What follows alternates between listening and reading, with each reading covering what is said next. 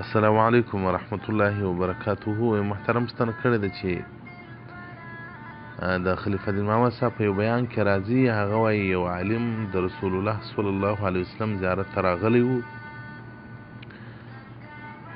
بیا چې رخصتیږي رسول الله صلی الله علیه وسلم یو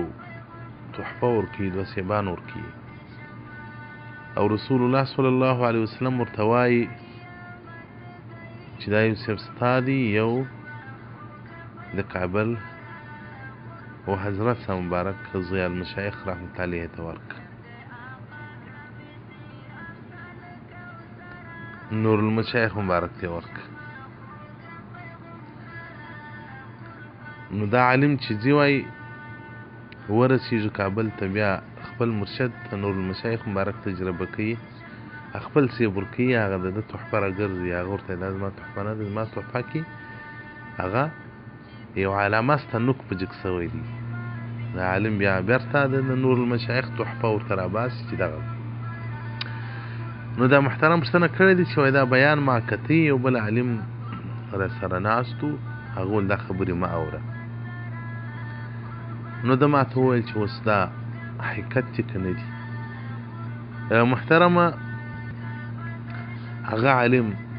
چې دا تا ته دا خبره کړې ده، موږ ورلره احترام لرو، قدر لرو، که زه خو ملا نه یم، زه د علماو محب یم، الله دې ما د علماو په محبینو کې راپورته کړي په ورځ د قیامت. هغه عالم ته ووایي چې لږ څه د تصوف مطالعه او تصوف ته باید مخ ور وګرځوو، نصف دین په تصوف کې پروت دی. د عالم ته ووایه چې مرقات ځیل د اول کتاب العلم کې ابن علي کاري رحمت علیه د حسن بصري رحمت علیه څخه یو روایت ذکر کوي چې علم پر دوه قسم دی، یو علم دی لساني علم دی، دا حجت دی په ورځ قیامت، الله جل جلاله سړي دلیل ګرځي وایي، او یو علم قلبي دی چې هغه څخه د علم باطن مراد دی، هغه نجات دی. دا چې علم ظاهر و باطن سره ملګري سي نجات پیدا کوي. نو د محترم ته تصوف ته مخه که خپله باره حقایق درته معلومیږي. نور باره زه د عالم سره څه مشکل نه لرم، لیکن دغه مسله چې پېښ سوې ده د دې به لږ وضاحت وکړم. یو شیخ مبارک وایي د رسول الله صلی الله علیه وسلم حضور ته ودرېدی، بعد سلام وروسته له سلام څخه عرض وکړ چې یا رسول الله فلانکی کار کوم، اجازه ده؟ رسول الله صلی مبارک اجازه ورکړه. هغه متولي و خادم د حجرې مبارک ډېر پریشان و چې یا رسول الله 10 کاله مې خدمت وکړي، خو زما سره په دومره انداز کې په دغه مقام کې نه یې چې را سره وغږېږي، او دا یو عالم دی رالی درته ودرېدی، تا جواب ورکړي. نو وایي ماښام خوب وي، نو رسول الله صلی الله علیه وسلم مبارک په خوب کې ورته وویل هغه چې ما ته را روان دی ژوندی مې بولي، نو د هغه سره زه د ژوندو اعمال وکړم، او ته خو د مړه په سترګه راته ګورې چې نبي مې دی مړ دی پروت دی. نو رسول الله صلی الله علیه وسلم مبارک خو مړ نه دی او نه ټول انبیا مړه دي، که مړه سوي دي دا د دې حیات قبرو بیرته ثابت دي چې ژوندي دي په قبرو کې. دغسې نو ډېر مشایخ عظام رحمهم الله تعالی ته داسې واقعات ورپېښ سوي دي، دا چې اوس نسته، اوس حالات خراب دي. سبحان الله. خو چې مسجد نبوي ته راتلل عاشقان راتلل، عاشقان راتلل. اوس خو دیوبندي غوندې خلک راځي، په ملایانو کې دیوبندي را روان دي، په عوامو کې خو نو د تاسو وینئ په پتلانه کې مو را روان دي، ژرې مو خوري.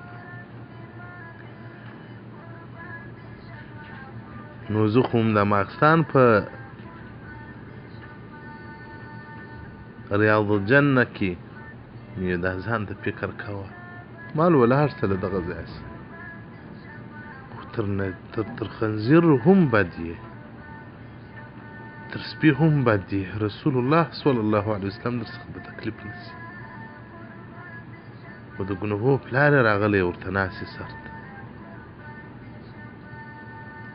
نو اوس خو دغه ډول خلک ورته راځي موږ به چې شو واورو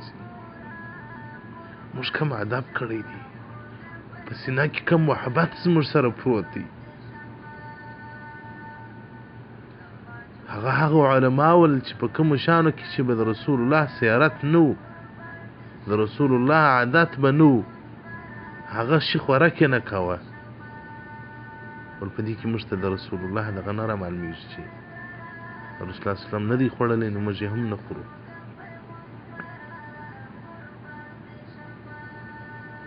دغسې نو ډېرې واقعات راځي چې د رسول الله صلی الله علیه وسلم بارک حضور ته علما کرام رحمهم الله راغلي دي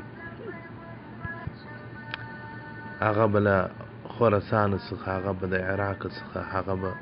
د یمن څخه هغه به د هندوستان څخه په پښو ورته را روان ول په پښو به د جانان کور ته راتلل او پر لار باندې به واښه خوړل نو هغو ته دغه مقامات او دغه حالات پیښېدل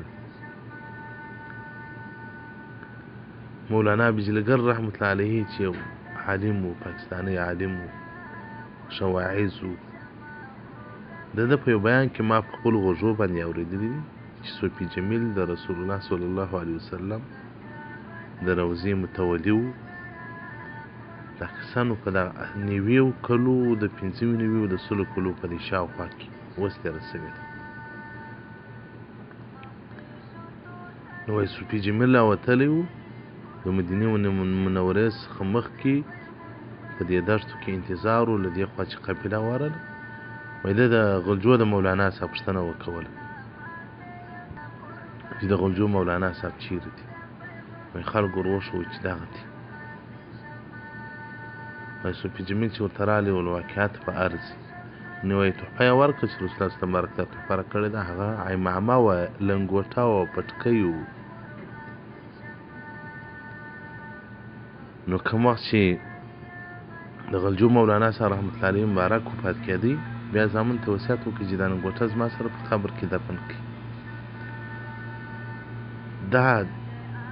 د اوس د 98 کلو کې پیښ شوې واقعه ده نو دا د هغه چا زړه ته دا خبرې ولېږي چې علمي قال و حال لري دا د هغه چا زړه ته ولېږي چې تصوف ته عقیده لري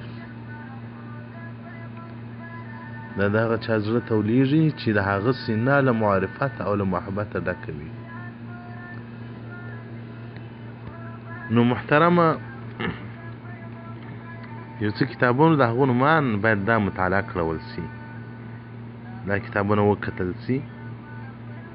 نور هم دغه معلم دي او تا دا کتابونه وګوره مصباح الظلام صفحه 102 دا ابي عبد الله بن محمد بن موسى بن نعمان المراکشي المتوفي په 403 اتیا کې وفات شوی دی د کتاب دی او دغه رنګ شفاء السقام یا شفاء السقام في زيارة خير الأنام د تقي الدين علي بن چې په 402 اتیا کې وفات شوی دی دا کتاب مطالعه کړه باره به بیا خپله دغه ځای درته معلوم سي چا نه مني نو هغه څوک دي چا مني هغه څوک دي والسلام علیکم ورحمة الله وبرکاته